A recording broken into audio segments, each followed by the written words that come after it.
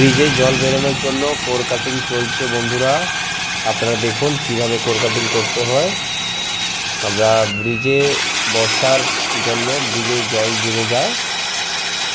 ব্রিজে জল জমে যাওয়ার জন্য গাড়ি চলাচল করতে খুবই অসুবিধা হয়। সেই জন্য আমরা কোর কাটিং করে ব্রিজের জমা জলগুলো বের করানোর জন্য আমরা কোর কাটিং করছি। আপনারা দেখুন, দেখতে থাকুন পুরো ভিডিওটা, কীভাবে কোর কাটিং করে ব্রিজে জল বেরোচ্ছে।